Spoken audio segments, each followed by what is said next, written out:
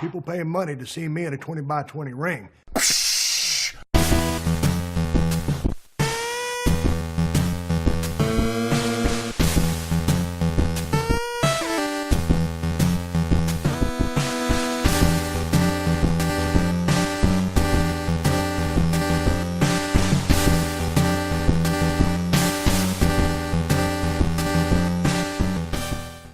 Hello once again, wrestling fans. Welcome back to the 20 by 20 Ring Crew. I am Joe. I'm here with my brother Matt. What's going on, Matt? What's going on? And we are here talking this week, episode 36. This one has been on the docket for a really long time, probably almost since the beginning of the start of the show, start of the podcast. Yeah.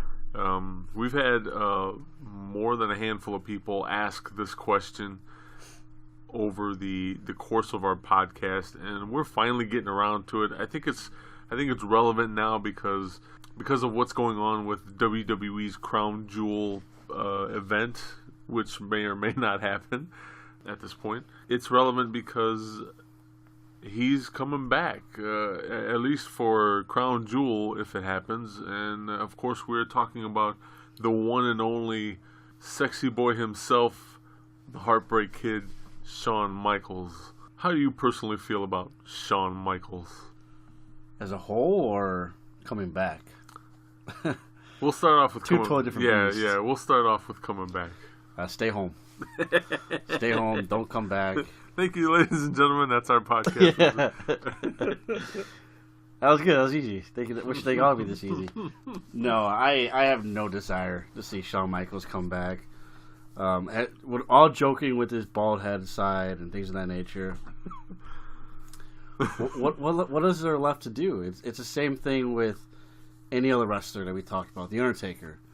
You and I are big Undertaker fans. Yeah, oh yeah. Stay home. Don't come wrestle anymore. We're done. We're done with with that it. Brand new hip. Enjoy it, man. Yeah. Go enjoy it with your kids and your wife.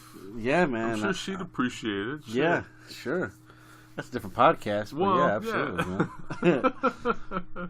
We're not what to do with your new hip type of podcast, but you get the message. 20 by 20 after dark. Yeah, we should do it.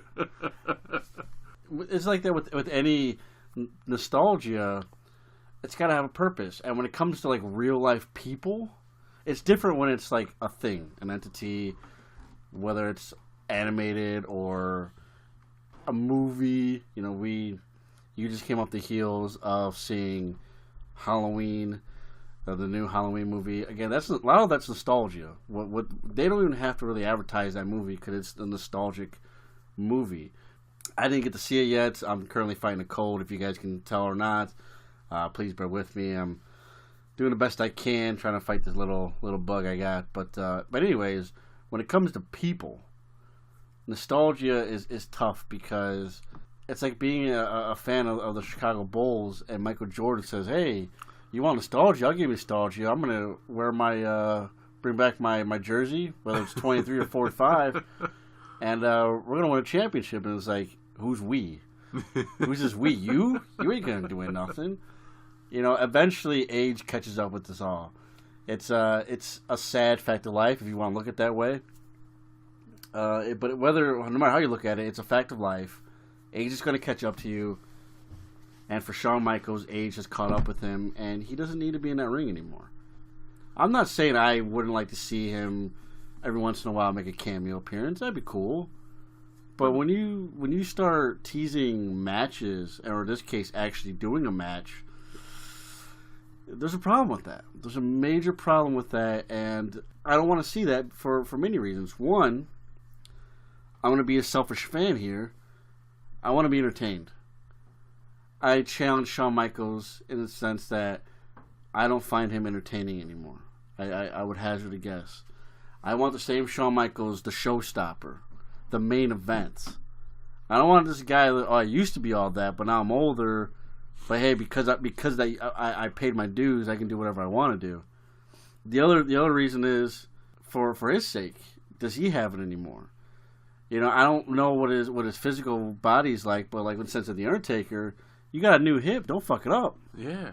I don't think it's the case of Shawn Michaels, but at the same time, don't hurt yourself. Yeah, don't hurt yourself because You've been out of wrestling for 8 years now. Yeah. It's time to just be done with it. If you were going to make a comeback, the comeback was, I would say at the very latest, was maybe half of that time. Oh, yeah. No more than that. But you didn't make a comeback. You were true in your word, and kudos to you. And again, I don't want to make a thing out of this, but again, for all the idiots that say, "Oh, it's a big paycheck," I get it's a big paycheck, but you have to understand that it's Shawn Michaels. He can make that money just by signing your dumbass's autographs and taking a few pictures and calling it a day. So It's like he doesn't need to travel all the way to Saudi Arabia in the middle of a political war zone right now. at that to make a few bucks. So that's my long answer. You asked for it. Yeah, no, I did. But yeah, no, Shawn Michaels, no bueno. No bueno. Stay home. We're doing this episode specifically with we're going to ask a specific question concerning Shawn Michaels. Okay. And again, this question has been asked to us a handful of times by different people, and it's one of those what ifs, one of those holy grail questions. What if this? What if that? This question in particular is, what if Shawn Michaels never gets hurt at the Royal Rumble in 1998 and doesn't have to retire a few months later? So that's a big open-ended question, as most what if, least. As most what if questions are. But you're also talking 4-year gap. Yes, 4 years. It is. It's a lot of potential ground to cover, and I took notes. I brought up a few points. Yes. I don't think, quite honestly, I don't have enough of an opinion. I don't think anyone has enough of an opinion to sit there and fantasy book 4 years worth of a career. How much time you got? Sounds like a challenge to me. No, that's a pretty steep challenge. Yeah. So I'm gonna bring up some key points and definitely chime in, but we'll do a little bit of a rundown as to how this even happened. And then we'll go from there. So here it goes. This all started in January of 1998 at the Royal Rumble. He has a casket match versus The Undertaker, where he takes a bad bump against the actual casket on the outside of the ring. And you can go back. We're watching it on the WWE Network. Again, if you don't have a subscription, get one already. Jesus Christ. 20x20crew.com/podcast/WWE Network. That's all one word. It's on there. You get to see the bump. They show it. He falls out of the ring. He gets tossed out of the ring. And he hits his back right near his tailbone on the corner of the casket. And he falls to the mat. And you can tell it hurts. Obviously it hurts. But that is the bump that starts all the issues with Shawn Michaels. Come to find out, he ends up herniating 2 of his discs in his back. One is completely shot from taking that bump. Right. And this causes him to not be able to participate at the In Your House No Way Out of Texas. So the next couple months, which would be basically February and March. Because WrestleMania that year is at the end of March. Right. So the next couple months, you have him in and out of action. You have him they're hyping him to face Stone Cold Steve Austin in a world title match at WrestleMania at the end of March. But he's injured. So he fights Stone Cold. Obviously, if you guys don't know, big spoiler alert. Stone Cold Steve Austin wins his first World's Heavyweight Championship from Shawn Michaels at WrestleMania at the end of March 1998. And then immediately after, Shawn Michaels has back surgery. And he's out. He's gone. So we're looking at April of 1998 through April of 1999. That's what I'm looking at. That's Yeah. what I'm looking to cover on this episode. I don't want to go any further because at that point it just kind of seems like very existential. Sure. You know?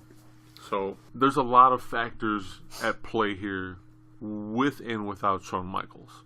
I say it that way because even if he stays and he doesn't get hurt, you have these performers who still have momentum behind them. Yeah. Who would still continue on with whatever level of success, if not more, with him being there. So one of the questions that pertains to this whole scenario is Kane. So Kane debuts At Bad Blood 97. at Bad Blood 97. Yes. And we don't know at that point whether, like, immediately as he debuts, we don't know whether he is like what exactly are his intentions for the Undertaker. Right. Whether he's with him, whether he's against him. I know it's, the storyline leading up to it was Paul Bearer saying, Kane's coming to. Kane's alive. Yeah, Kane's alive, and he's coming after you. So as history would have it, Kane eventually sort of joins DX, especially like having a big program with X-Pac. And that's one of the things that has come up through numerous people as well, numerous listeners, about Kane being DX if Shawn Michaels doesn't leave. What do you think about that? What do you think about Kane? HBK never leaves, but Kane becomes part of DX. I think a lot of the writing was on the wall for that one. If you really think about it, you go back to the that same Royal Rumble, and some of the key guys that were part of that whole chopping up the casket and setting on fire, eventually became members of DX. Mm-hmm. Shawn Michaels obviously a very anti-Undertaker character, and this is the perfect setting. I mean, you can look at it and say, yeah, Kane doesn't fit that persona of D-Generation X, but quite frankly, it's interesting because Kane really didn't have a place at all, period. Besides being anti-Undertaker, that's all he was. So, it's almost like a Rick Rude situation. Only, if you really think about it, it makes more sense than Rick Rude, who was essentially the lawyer of DX or something like that. Here it is. Kane is essentially your muscle. He handles the Undertaker, takes care of the Undertaker. Whether he beats him at WrestleMania or not, I still think he loses that match. The Kane versus Undertaker match. Okay. But we're talking post-WrestleMania. You're talking post... And I'm going to jump a little bit. We could totally go back to this. Sure. But I still say without the back injury, Stone Cold still wins. Yeah, I agree. The title. Now you have Shawn Michaels who lost, Kane who lost, Triple H is the only winner of that night. You still have a rebuilding session of D-Generation X. What more sense would it make to join forces with a giant? Exact your revenge on, we help you out, we take out the Undertaker. At Unforgiven the next month, when it was a Inferno match with the Undertaker and Kane, if I'm not mistaken, mm-hmm. Have the match, have Kane win this time, and then Kane now is in debt to D-Generation X or something of that nature. Okay.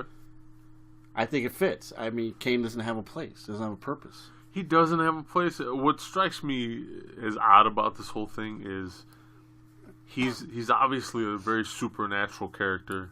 Right. And true. That's what doesn't fit to me inside the box we're calling DX. I think it worked in '99 when we did with X-Pac because you had a year with him. Yeah. That I agree to, but overall, he still, to me, he sticks out like a sore thumb. Sure. As we see guest referee Sonny on the Royal Rumble. We're not to the Shawn Michaels match just yet. We just started the pay-per-view. I don't remember what match this was. Sonny, a big it was like a big toast of karma that eventually happened to her. I mean, to say the least. By the way, she has some interesting things. I'm not going to go into that, but her and Shawn Michaels had some interesting moments, to say the least. I can only imagine. You won't be able to catch that on the WWE Network, ladies and gentlemen. You gotta do a little bit of digging in that, but yeah, we'll leave it at that. Anyways, moving on here. So yeah, there's Kane is DX again. I don't necessarily. I'm not married to the. Nor am I. I was just trying to see if I'm trying to make sense of it to where it could work. I looking at it, really, even in hindsight, I still like what they did with Kane and the Undertaker. But if you go to the later '98, they had nothing for him. No, it got old fast as far as him versus the Undertaker, to the point where they're teaming up now. Yeah, it did get old. And that's one of the things, like, you go back and you listen to interviews and podcasts and what have you, and you get a lot of people giving a lot of flack to Eric Bischoff. Yeah. About how he didn't have the foresight to look far into the future with his characters. Like, great, we're doing this week, but what's going to happen next week? Right.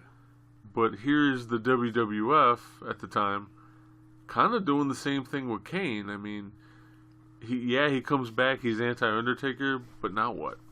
Like, yeah, that's it. Yeah, that's it. Like, you're gonna have him rival the same guy for the rest of his career? Like, I mean, anything's possible, but it just didn't really work out all that well in that regard, anyway. You know. Once you have your special WrestleMania match, then you go on to have your rematch, and then it just falls downhill from there.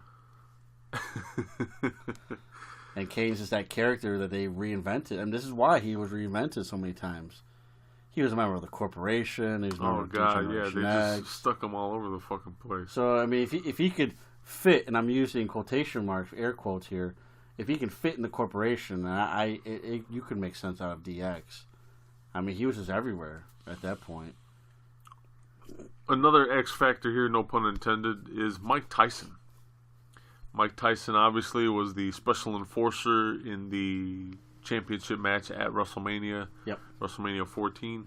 As much media attention that he garnered for that whole situation in the weeks building up to WrestleMania 14 and WrestleMania 14 itself, what if any part would he play if HBK stuck around and again he was healthy? How does Mike Tyson factor into any of that, if he factors into any of that? I guess the immediate question, the one that I keep bashing everybody about, would be money.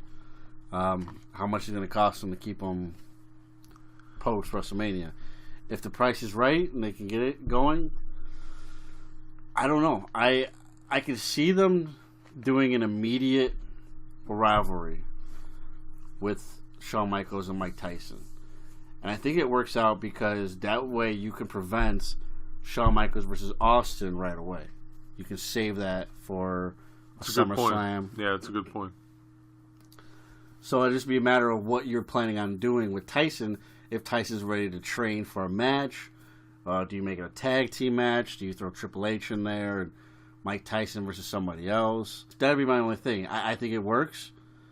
I would hazard to not put Austin in that match with Tyson, even though he definitely joined the Stone Cold University, as Jim Ross would say it that night.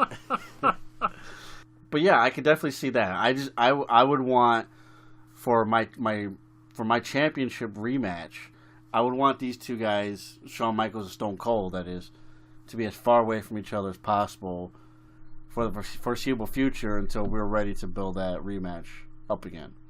Which, in this case, I would say SummerSlam. I know it ended up being Austin versus Undertaker. I would say Austin versus Michaels, Part 2, SummerSlam. At the very earliest. If you don't go that route, certainly that's WrestleMania match all over again. Mm-hmm. Keep in mind, this is before we have Super Showdowns and Crown Jewels and all that shit. Me personally, I keep Tyson out of it. I would find something else. But if he stays in there, it would be a really easy excuse to why you don't have to have Michaels and Austin together. And that would be the only thing he is essentially a distraction. And then we've got to look. although this question, this whole episode is about Shawn Michaels, we got to look past Shawn Michaels to the rest of the roster. Yeah. So besides Kane, besides Mike Tyson, you've got to look at people like, well, right away, The Undertaker. Right. So if he doesn't get hurt at the 98 Royal Rumble in January against The Undertaker, and he doesn't have time off here and there, but still makes WrestleMania, how does that affect his match with The Undertaker? Does that get prolonged? Does that program go along? Does the championship match change at WrestleMania, and we don't see Austin versus HBK? I still think we see Michaels versus Austin. I think that was the match that I think everybody wanted to see. That was the match that I think was, if I'm not mistaken, was on the bill from the get-go. Yes. I think it stays there too. You know, with Undertaker, you still have Kane after WrestleMania. He's still easily your opponent. Where it gets tricky is Stone Cold, because Stone Cold is immediately without an opponent. And, henceforward we have Dude Love that comes into the mix for the next 2 months as essentially a placeholder. So my question is, was Shawn Michaels supposed to be that guy for the next 3 months? That seems like shitty booking to me, but this is also the WWE. Yeah, exactly. Yeah, you're stealing my thoughts here. So we've been working together too long. So that's my only wonder is where does Shawn Michaels fit in this roster, because it's so easy with him out of there. Yes. I guess there's too many Chiefs, not enough Indians kind of thing. And with one Chief out, it's like, oh, this is easier. This is easier to book. I'm not so sold on Dude Love versus Stone Cold, but we didn't get Stone Cold versus anybody else until June of '98 at King of the Ring, when he went that first blood match against Kane. Right. So it was, as far as pay-per-views are concerned, Do Love, Kane. With HBK gone, The Undertaker wasn't even in the midst. He didn't get that title shot until either SummerSlam that year, or I'm going to do a fact check here, Fully Loaded. It was not. It was actually it was Austin, Undertaker versus Kane and Mankind now, in a tag team match for the tag titles. Yeah, so still Foley. Yeah, so still Foley. And Kane, for that matter.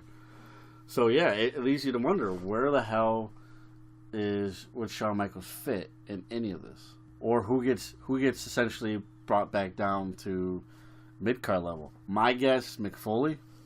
Yeah, that's a safe bet, I would say. But then again, if that's the case, then you got Austin versus Michaels in March, in April, in May, and July. And that's definitely oversaturation. Yeah, you don't want that to happen. That's like when TNA brought in Kurt Angle, and they're like, we're going to do Kurt Angle versus Small Joe. Oh, fuck yeah. And then we're going to do Kurt Angle versus Small Joe next month. Oh, cool. And we're going to do Kurt Angle versus Small Joe the following month. Okay. So it's one of those things. It's just like, yeah, I don't know. I just don't know if that works out. Speaking of Foley, here you have a talent who is definitely on the rise, coming into his own for the WWF. Yeah. Not that he didn't already have a name and a following before then, but clearly he's coming into his own as Mankind and Dude Love. Right. And eventually Cactus Jack. But you have those three personas, essentially three different characters that you could utilize on this roster. Where do those three fit in with HBK hanging around? I look at Dude Love actually as a better opponent for Shawn Michaels immediately than Mike Tyson. One, he's probably going to be cheaper for you, and he's actually talented. Yeah. Dude Love is that intriguing character that is almost like a poor man Shawn Michaels to begin with, if you kind of think of it that way. And they could find something creative enough. If nothing else, then let Mick and Shawn, assuming that we have a coherent Shawn Michaels, be creative enough to say, you know, this is what we're going to do. We're going to do this and this and this. And they can have a creative rivalry. I mean, you can start it off the night after WrestleMania. Shawn Michaels comes out. He calls out Tyson. No answer. He calls out Austin. No answer. Do Love Music hits. For whatever reason. Boom. Shawn Michaels not thinking about Stone Cold. I'm just worried again, like you said, oversaturation. So that's where my mindset's at as a booker, I guess. Do Love, it fits perfectly because he's got a decent amount of heat, even though he's not really doing pay-per-views yet, but he's got a decent amount of heat going on right now. Obviously, he's got enough to rival Stone Cold in a world that doesn't have Shawn Michaels. So why not give him Shawn Michaels? It just works out. It's a good distraction. Those two can even go 2 months worth of distraction. You could even put, if you wanted to, that badly, a number one contendership on the line for the second match. If you wanted to, I prefer you didn't. But again, there's your distraction. There's your distraction for having to wait for Michaels versus Austin Part 2. As far as the other Foleys, it's a little more difficult with the original Mankind again. Although we've already seen that, Michaels versus old Mankind. Yes. You know, was it 96? Mm-hmm. But the newer Mankind that we saw later in 98, the Have a Nice Day, Happy-Go-Lucky Mankind, that would be quite interesting. Especially with a D-Generation X Shawn Michaels. Yeah, that to me that's what changes the situation so much. If it was just Shawn Michaels, that's okay, whatever. Yeah. But here we have DX Shawn Michaels, and well, DX as a whole. Yeah. You know, and them having to contend with Foley or vice versa. So right. That is really interesting to me because I could see them basically picking on Foley like all the damn time, but he is a formidable opponent. And he does give them a run for their money. You know what could happen, too, what I would love to have seen, there's a little bit of fancy booking here. You pick on Foley. Let's say Shawn Michaels wins the rivalry with Do Love. They beat the ever-living hell out of Mankind. And Mick just snaps and says, you know what? You're not getting me anymore. You're getting Cactus Jack. Not only that, but Michaels versus Cactus Jack inside Hell in a Cell. I would have loved to have seen that. That's good booking right there. You know, that right there is what we could have had in late 98, maybe early 99. Depending on how you wrote it. Dude, that excites me. I would have loved to have seen that. That's for damn sure. Further down the roster, I mean, you know, you have the likes of The Rock, who is definitely coming into his own. That's the ultimate, like, What if? I always hear that one, Michaels versus The Rock, and that's a great one. It is. No pun intended. No pun intended. Yeah, because at this time he's what? He's still IC champ, right? At this time, yeah, because at WrestleMania, remember he won via reversal decision. That's right. Okay. He's still a member of the Nation of Domination. He's on the verge of taking it over.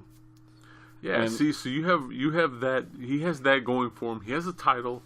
He's on the verge of taking over his faction, right, that he's a part of, and now he would have to take on Shawn Michaels. The only stipulation that doesn't work here is that belt, the Intercontinental title, at this time is perceived by many. I'm not saying I agree with this, but is perceived by many, especially fans, that is the workers' belt, the mid-card belt. Yeah. They give that to the guy that is clearly on the rise, but he's not main event status yet. So right. having a DX Shawn Michaels take on The Rock would be, it's almost like it almost doesn't happen just because of the way they used to book. And the other thing too is DX Shawn Michaels was not the Shawn Michaels we've come to know in years after that. You know, he's not the born again Christian. Right. He's clearly, you know, drinking a lot, doing drugs. Yeah. So it's a really big contrast of character here, even though it's still the same man. And then you got to factor in too, like Farouk. Like, Yeah. You know, regardless of who's at the helm of the nation, you still have Farouk in there, and let's face it, it's not like Farouk is some slouch. No. So there's some key things to remember in '98. The Rock entered '98 as Intercontinental Champion. He exited as WWF Champion, or at least it went to December. I'm trying to get my history straight here. He might have lost it right before January to Mick Foley. okay, 'Cause I know they were like pretty much tossing the title around for a good month. At any rate, a key match that Rock had at SummerSlam was the ladder match with Triple H. Again, Triple H is now the leader of D-Generation X. The Rock is now the leader of Nation of Domination. And these two are fighting for the Intercontinental title. yeah, but Does that still happen with Shawn Michaels? I was going to say, but at that time, Triple H is not, at least in Vince McMahon's eyes, the same caliber of a Shawn Michaels. Sure. So, does it still happen with Shawn Michaels around? I would have loved to have seen that, but I don't think it would have happened. Do you see Shawn Michaels in that match instead? No, I'm saying I think... We don't see a ladder match at all, period. Yeah, I don't think we see a ladder match. Son of a bitch. Okay, so let me not gripe about that anymore, because that's all shoulda, woulda, coulda. But you have Survivor Series. Remember that one from the Deadly Tournament for the vacant title that was vacated at the September pay-per-view. It's been a while, ladies and gentlemen. Yeah. Bear with us. The September pay-per-view, which was Breakdown, it was a triple threat match with Austin versus Kane and The Undertaker. Kane and The Undertaker both pinned Austin at the same time, thus vacating the title. And you had this tournament for the vacant title that actually took place entirely at Survivor Series, that was won by The Rock.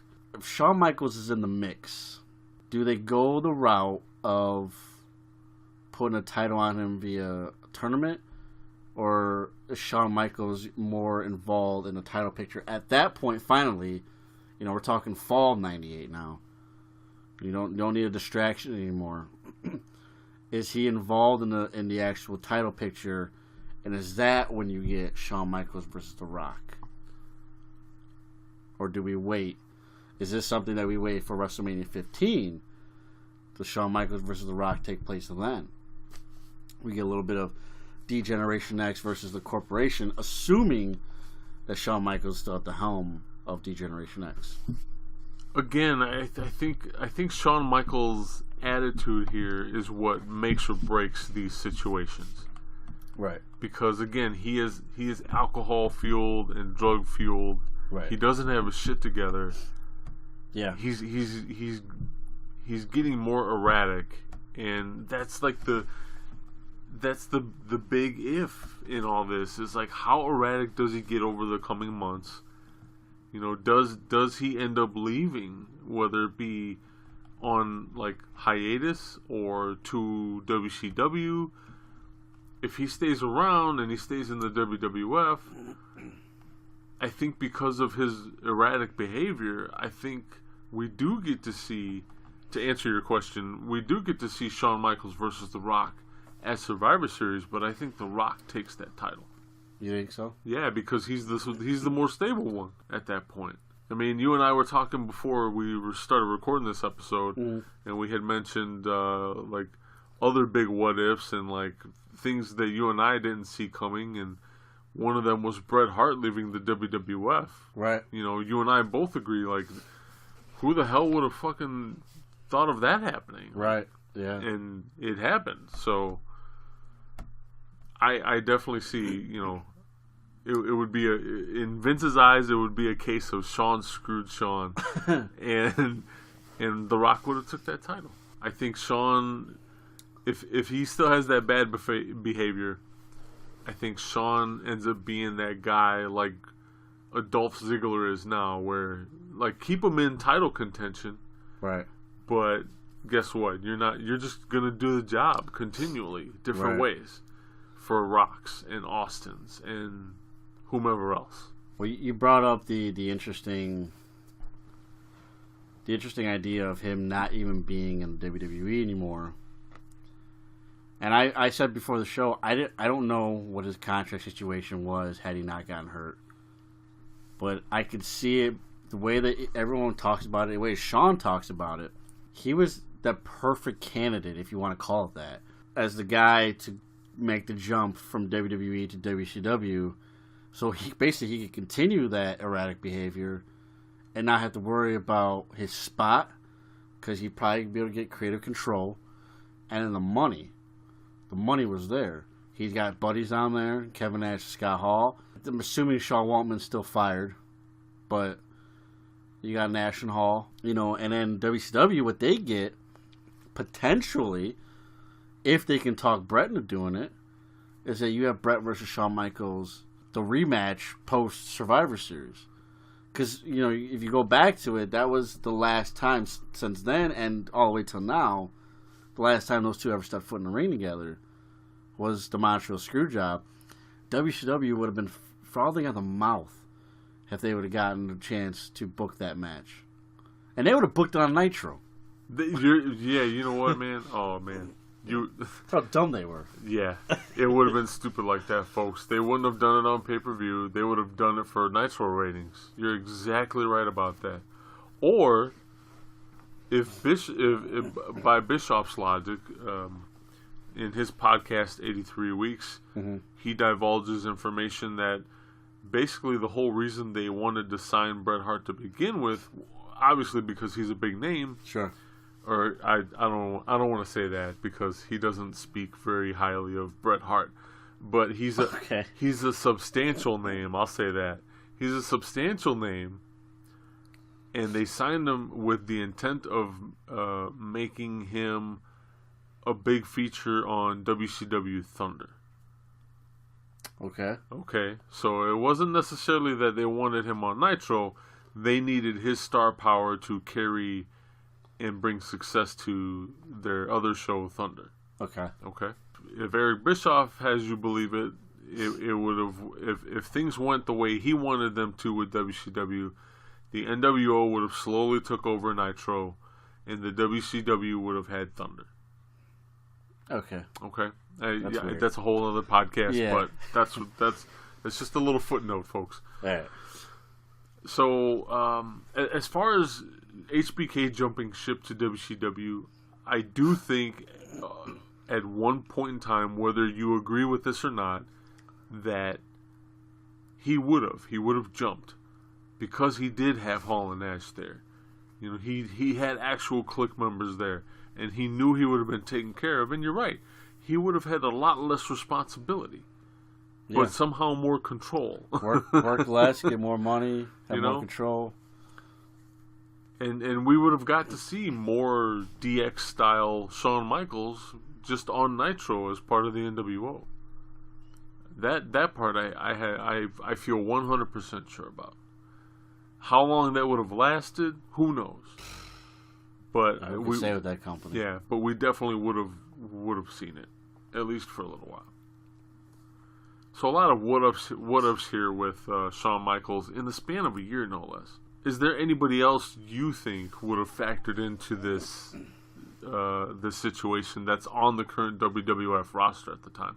Right now, we're watching the Royal Rumble 1998 on the WWE Network, and we are watching Ken Shamrock versus The Rock in the ring right now, and that's kind of why I bring up this whole scenario, because Ken Shamrock's there. Yeah, and like it or not, Ken Shamrock was one of those attraction wrestlers for the WWF, to where whether you thought of him as a main eventer or a mid-carder or what have you, like, he was just kind of all over the place where they needed him. Yeah. So it was. But he worked out. I agree with that. But I'm saying that's kind of why I bring him up. Like, he could have become a main eventer and did stuff with Shawn Michaels. I think it works out too, because again, I'm assuming that Shawn Michaels is still the degenerate, if you will. Ken Shamrock is that no-nonsense bullshit type of guy. I would have liked to see Michaels versus Shamrock for the title, Shamrock probably loses that match. Michaels ends up winning it, I would assume, but it would be a good match for both guys. A good test for Michaels, and then a really good stamp of approval for Shamrock as he moves on to other endeavors. So I think it would have been a win-win for a lot of those guys too. I mean, there's a laundry list of what is, especially 98, 99. You know, I guess I'm jumping the gun a little bit here, but assuming that the DX Army is still formed, X-Pac, Billy Gunn, Road Dogg still join, and they have that Fallout 99 during a time when Billy Gunn was on the verge of getting over in the business. It's that right there sets a good match. I would like to have seen in '99, probably the only year. X-Pac was one of those. I've always felt X-Pac was one of those guys that shot himself in the foot so many times he forgot how to walk. Yeah, and he couldn't ever figure out how to keep his nose clean. But you look at 98, 99, and I would say 2000 as the best years of his career, and I would have loved to have seen a Shawn Michaels versus X-Pac match. Not only would it be good storyline wise, but you got two guys who are boys that could go at it and put on a great show. And we can't forget about the obvious one, Shawn Michaels versus Triple H. Would we have ever gotten to see that? And that leads my question to you before we ever talk about Shawn Michaels versus Triple H match, which I know we've seen, but we're talking 98, 99 here. Right. We know the type of bullshit that Triple H was dealt because of the Madison Square Garden incident, okay? Mm-hmm. So that's done. When Shawn Michaels leaves, he's clearly still the mid-carder guy. That's all he is, for the most part. He was Shawn Michaels number 2 up until Shawn Michaels left. It's not until a night later that he declares himself as the leader of D-Generation X. So my question to you, Shawn Michaels doesn't leave. How does this affect Triple H's career? And we're just talking immediate right now. And if you want to tangent off, it's up to you. But as far as 98 and 99, which 99 is when he wins his first title, his first world title, the day after SummerSlam 99, how does that affect essentially the skyrocketed success of Triple H post Shawn Michaels' career? Again, this is one of those situations,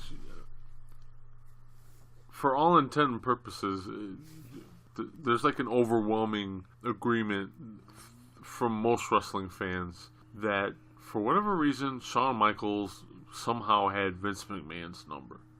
And what I mean by that is, like, he had him wrapped around his finger. Even with all the erratic behavior and whatnot, it just seemed like he always got his way. And there's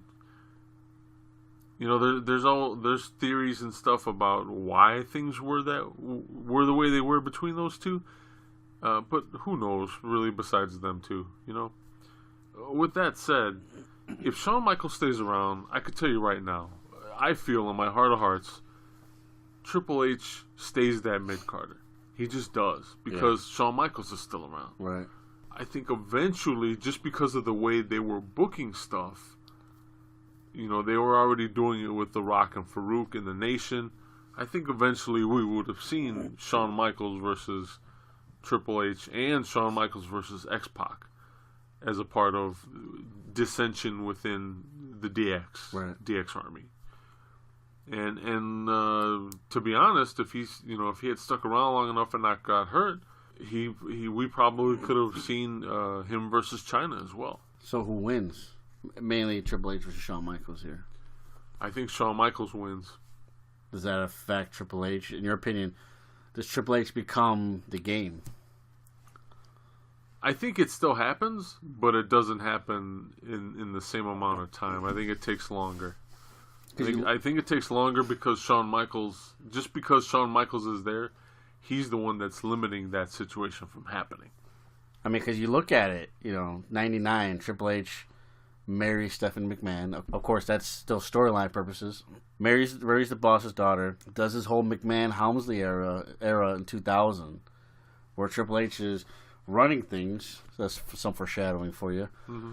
And yeah, I mean, he's just again skyrocketing success. Is Shawn Michaels the one that marries Stephanie McMahon? Is Shawn Michaels the one? Stranger things have happened in professional wrestling. And how does that work? I mean, because it's Triple H. Not only that, but like, I don't want to keep doing this. What if? That's fine. But like Triple H marries Stephanie McMahon, according to them, because they work together so much, they end up falling for each other. But see, that's the thing. If HBK is around, how much of that relationship is affected? Do they still work around each other a lot?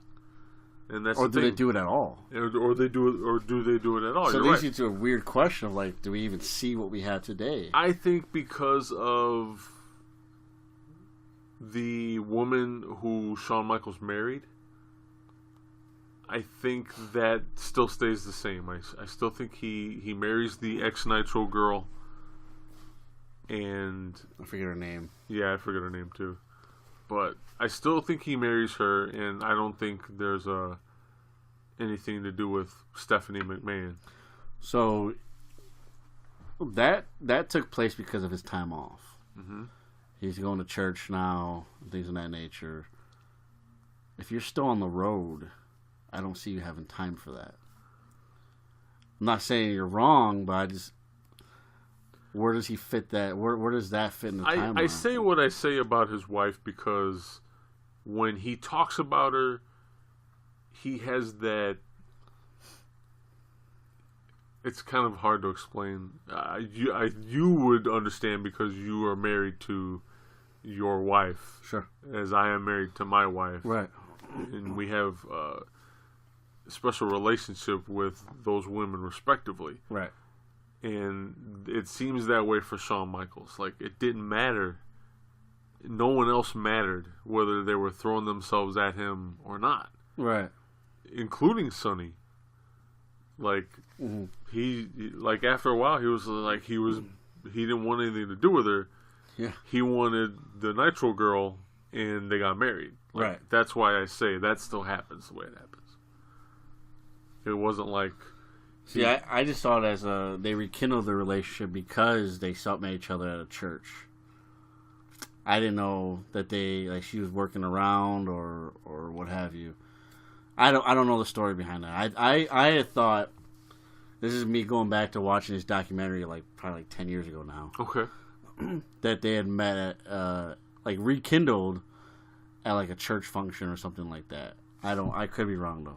Okay. So that's the only reason why I question that, because it's one of those things where it's like, if fate would have it, the wrestling business took him away from that.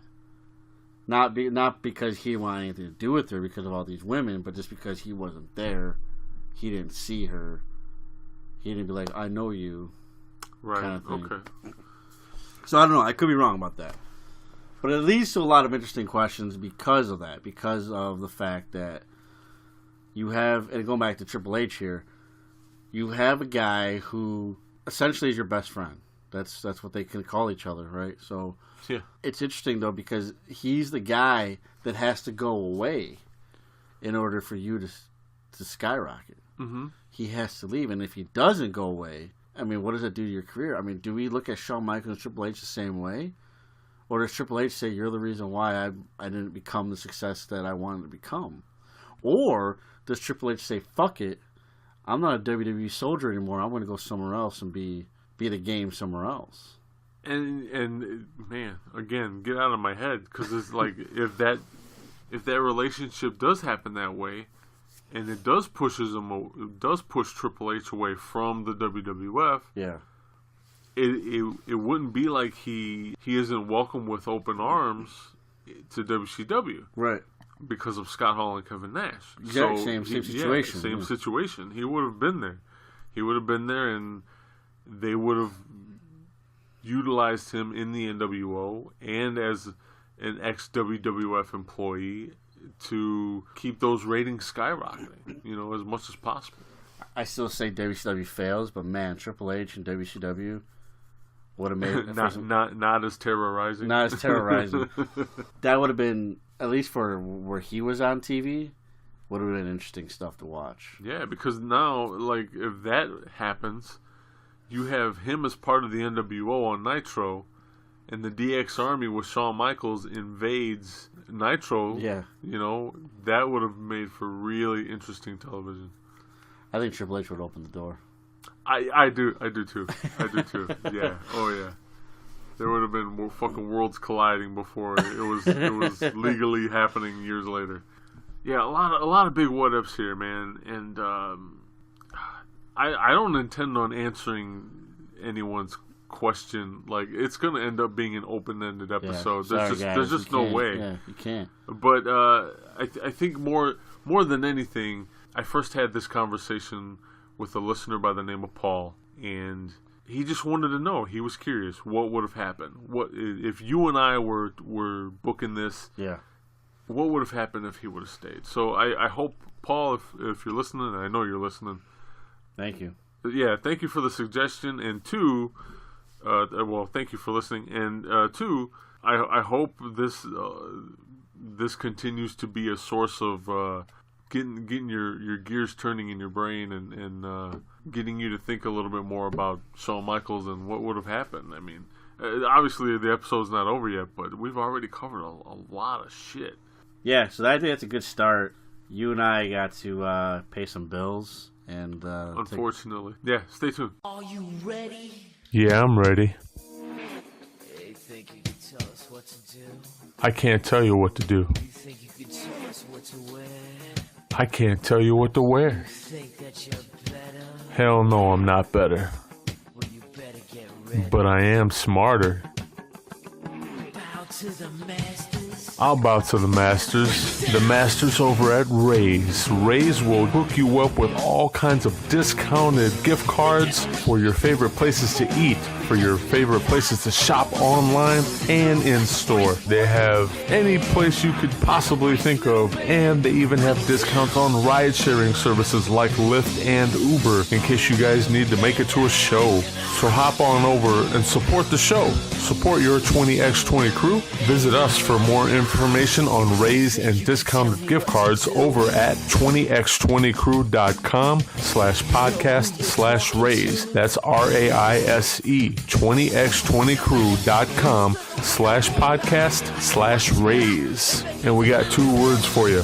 Save money!